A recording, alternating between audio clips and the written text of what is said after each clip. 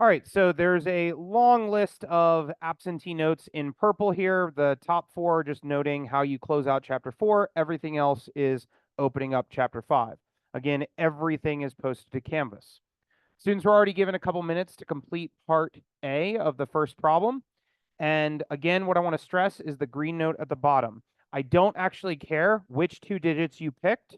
You could say a 3 and a 6 represent a miss. You could say a 1 and a 7 represent a miss. I genuinely don't care as long as you have 2 digits are misses and 8 digits are make. However, I did ask everyone to go ahead and commit to that number assignment. That way we're all on the same page for the remainder of the period. Okay? So 8s and 9s are going to be a miss. So if we were to use our random number generator to generate numbers between 0 and 9, that is a miss because it's an 8 or a 9. And that is a miss, and that is a make. Okay, so all I have to do is look for 8s and 9s if I'm looking for a miss. Anything else is a make. Okay, so part B says, what if we want to simulate her shooting 5 times in order to know how many shots to expect her to make out of 5? Well, before I keep reading, this is the command I would end up using. Okay, if I go to my calculator and I add on one extra value to that command, and I say comma 5, now I'm telling the calculator to generate 5 such numbers. And my response to this is going to be to record the number of shots that were made out of 5. Okay, so what I'm going to do for you all is go ahead and copy this down because this is sort of the structure of your free response challenge. Okay, I believe the challenge specifies you need to run at least 20 trials. If you want to run more, that's up to you. Okay, but the idea is you will number a trial. You will show me the outcome of the trial, meaning if you did something like this, you would write those values down. So for your notes, I already did this 3 times to simulate 3 different trials, not those numbers because I generated these earlier.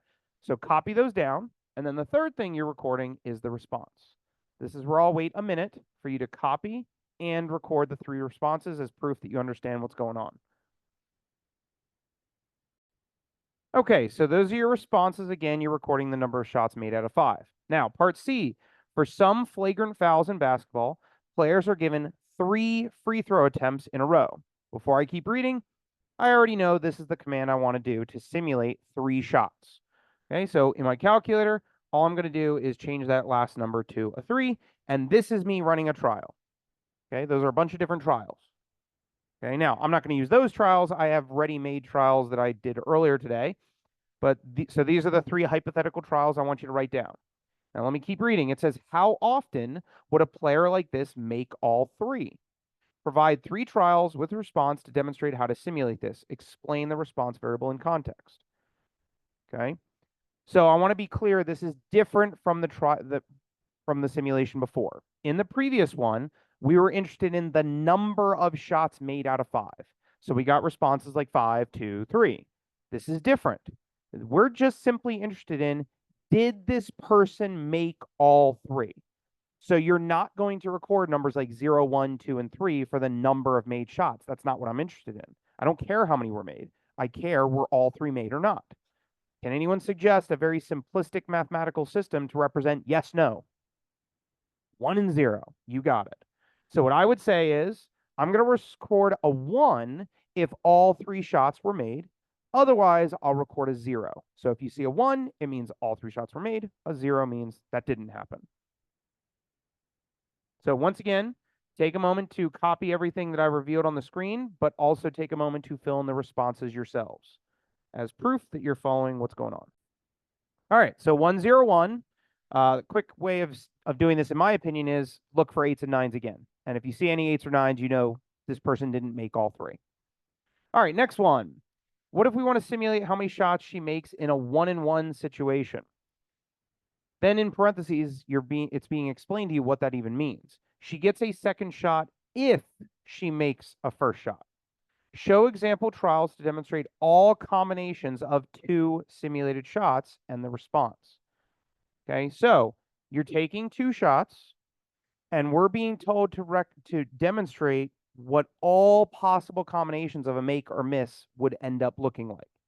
Okay, so in my calculator, I'm going to use that command and understand that when you're looking at 2 shots, Anyone know how many different combinations of make and miss there are? Can't tell what number that is, but that looked like a 4. There are 4. Okay. If you're looking at 2 possible shots, it's 2 makes, bless you, a make and a miss, or a miss and a make, or 2 misses. Got it? Those are the 4 possibilities when you're using that command. So I just created the combination numbers that would show those 4 possibilities. 2 makes, 2 misses, the first is a make, the second is a miss, the first is a miss, the second is a make. Okay. Now for this one, I'm not going to reveal my definition of the response. I want this to be purposely a little more tricky. If you're not sure how to get the response, talk to a neighbor. I'm going to wait a minute, see if you can get the 4 responses. So in a 1-in-1 situation, the way it was described is you only get the opportunity to take the second shot if you make the first one. So in that last trial, the instant that 8 appears, I don't even care what happens in the next digit.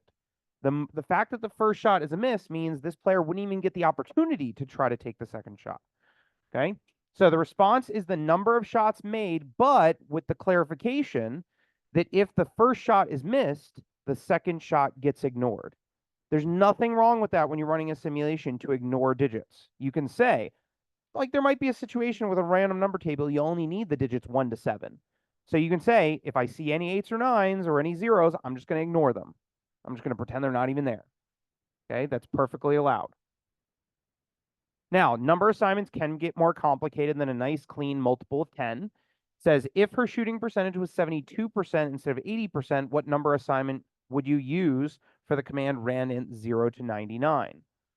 Now, I would argue this is a much more straightforward question if I just started at the number 1 and went to 100. Okay, because a lot of people get thrown off by the inclusion of 0.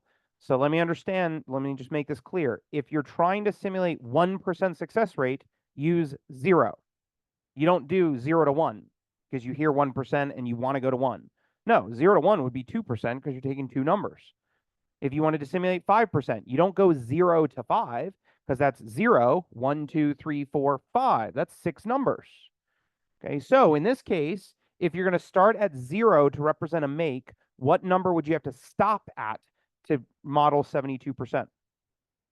71, because you're including 0. So 0 to 71 would be a make. 72 to 99 would be a miss. Okay. And a common alternative is to just, if you really want to go to 72, then just start at 1. A lot of kids will sometimes say, well, I'm going to use 1 to 72 as a make, and I'll just treat 0 like it's 100. And I'll say 73 up to 0, 0 is a miss. Again, this is another situation where any number assignment you want is good as long as 72 of the 100 options represent a make. Okay, and again, you could find creative ways to torture yourself. You'd be like, every even number is a make. Well, that's 50, so I need another 22, and then you could pick 22 random odd numbers to represent a make. Please don't ever do that on a quiz or test. That would be a nightmare to grade. Okay, come up with an efficient use of numbers. Questions? All right, go ahead and turn the page. So what we've done so far is just talk about a bunch of different number systems that you could be using. Okay, now I'm going to model a full simulation before I ask you all to try one yourselves. Okay. So we're going to go back to the flagrant foul situation. It says for some flagrant fouls in basketball, players are given 3 free throw attempts in a row. How often would an 80% free throw shooter make all 3 shots?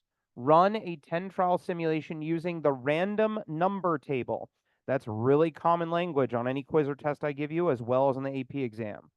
Now, for your free response challenge, you'll have the freedom, because it's a take-home thing, to generate your own random data. And there's an app online, literally, if you just Google random number generator, and I have one linked on the Canvas page. Okay, but if you're taking a test or a quiz, or you're taking the AP exam, they don't want, and I don't want, a ton of different students generating their own random data. That just creates a nightmare to grade. So what they'll do, and what I will do, is I will give you a pre-made chart of random values. And it's just up to you to explain how you would use them. Okay? So this says, run a 10 trial simulation using the random number table and the grid below to record the outcome and response of each trial. When finished, provide a conclusion based on your simulation. It says, note, the outcome for the first trial has been copied from the table for you. So if you go down to the table, the first 3 digits, that, by the way, is how you show your work. On a quiz or test, you have to demonstrate your interpretation of the number table. Thank you, sir. Okay, so you need to mark every single digit. I know that sounds tedious. Okay, but you need to make it clear that's a way of showing work. How were you interpreting those digits? So miss, make, and what we're interested in, did this person make all 3? So my response up at the top is going to be a 0. Now, because you already know ahead of time that every single trial is going to need exactly 3 numbers, okay, this is a distinction that I'm making a big deal about right now for a reason. Because you know every trial is going to have exactly 3 digits, this is not what's called a wait time simulation. We'll get into that later. Okay, but here's the convenient thing. What I would do if I was running this is I would start by just dividing up groups of 3 digits. Just count every 3. 1, 2, 3 line, 1, 2, 3 line, 1, 2, 3 line. You don't have to, but my recommendation is go ahead and do that. It makes it, in my opinion, infinitely easier to run the trial quickly. Now I'm just going to copy every single set of 3 digits into my table above to represent each trial. So I'm going to copy 690, then 878, then 101, then 402, and I can fill in this chart exceedingly efficiently. Now, because in this particular situation, I'm just interested in, did this person make all 3? All I really need to do is ask myself, do I see an 8 or a 9? If I see an 8 or a 9 anywhere, that means this person did not make all 3. So I see a 9, I see 2 8s. Finally, we get to a trial when they made all 3. Take a minute and fill in the chart yourselves. Now, before I get to the conclusion, I want to stress something. In this situation, we got, what, 6 of 10 trials resulted in all 3 shots made. If we had conducted this simulation using line 2 instead, there's nothing that says we would have gotten the same result. Does that make sense? We might have had 5 trials that had all of them made, or 7 trials that had all of them made. That will fluctuate. That is what's called natural variation, or in this case, sampling variation. Okay?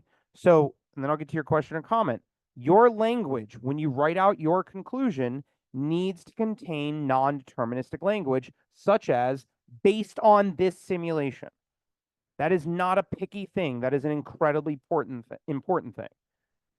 Because then you're expressing to me, you understand that if you went and ran this thing again, there's nothing that says that you're going to get the same answer. And there's definitely nothing that says you got the right answer. Okay, so based on this simulation, an 80% free throw shooter is expected to make 3 shots in a row about 60% of the time. And I'll tell you right now, that's not the correct answer. In a future section, we'll learn how to actually calculate this probability.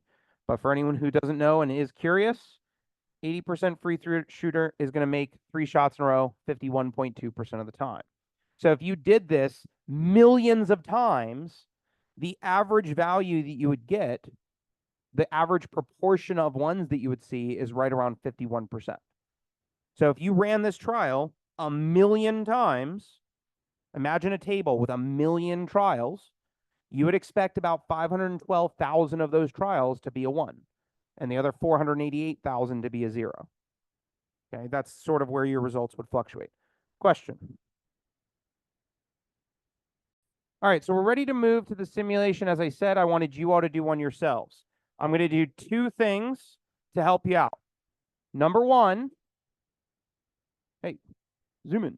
There we go. I will give you the first 3 responses that you should get if you follow directions. The directions are to start on row 4. Okay, so you're going to ignore lines 1, 2, and 3, which are pre-crossed out for you, and you're going to start with the 3 on line 4. Okay, so that's my first helpful hint. The first 3 responses you should get if you're doing this correctly in the sense of not wasting any digits would be 2, 0, 5. The other thing I'm going to do to help you out is provide the common mistakes that a lot of people make while running this. Okay? Take 10 minutes, see if you can complete this in full. And what I mean by that is fill in all the outcomes, fill in all the responses, and write a conclusion. You got 10 minutes. Go. All right, so another hint that I provided that I wasn't anticipating providing was the outcome and response to go along with the first 3 trials. Now, in the chart below, again, you have to be willing to show your work. So what I did here was I showed X's. Notice I put the checks in green. You can come up with a labeling system that's efficient. In this labeling system, it wasn't really important to know what every single digit was. It was just important to know when does the next miss occur.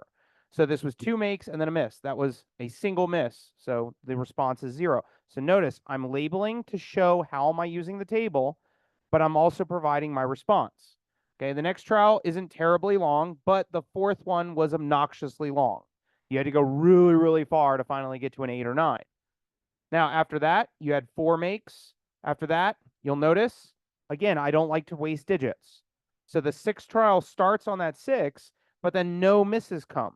So I reverted back to the beginning of the next row, and that's where I continued that trial. So again, if you did not use that system, then and you were, skipping digits or skipping lines or whatever, then your results are not going to match mine exactly.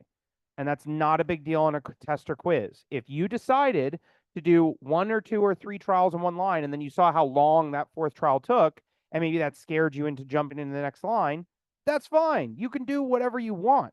It just needs to be clear in the way you marked the digits in the table. So again, I want to throw the disclaimer out. Assuming you're still using that number system and assuming you did not waste any digits, these are the values you would have gotten. 20519 followed by 4743714. This is what you would get if you went line number by number without missing anything. Now, the other thing I want to stress, it is very easy in this type of setup to miss an 8 or miss a 9. So I want to stress that if you, let's say you got the first 4 right and then everything else was wrong, that doesn't mean you're going to lose a massive amount of credit. In fact, there's a decent chance it might mean you lose no credit. You're allowed to be human. You're allowed to make a mistake. If you make a mistake, what I'm going to do as a grader is I'm then going to go through the table to see, did you repeatedly make that same mistake? Because if you keep making that same mistake, like let's say you miss an 8, okay, you missed an 8, fine. But if I notice you keep missing all the 8s, it becomes clear you weren't using the number system appropriately. Does that make sense? So you're allowed to be imperfect. That's why the grading system on the AP exam is essentially correct. If you miss a digit here or there, but you're basically doing what you're supposed to be doing, no problem. Okay, and that's the same way I'm going to grade quizzes and tests. You're allowed to make 1 or 2 mistakes as long as it's not repetitive. Okay? So if you added all those up, you get an average of 6.5. That was the conclusion I was looking for. That based on this simulation, an 80% free throw shooter would make an average of 6.5 shots in a row before missing. Okay? This, by the way, is a wait time simulation. If you recall, I very quickly threw out that term. In the previous trial, or the previous simulation, we knew ahead of time every single trial would have exactly 3 digits. That's not a wait time simulation. 3, 3, 3, 3, 3. I'm not waiting for anything. I'm just generating trials. But here, you're literally waiting for something. You have no idea when the trial is going to end. You just go and go and go and go until something happens. So there's no guarantee that any one list of outcomes will be the same size. A wait time simulation is quite simply every trial is you're waiting for something to occur. Question?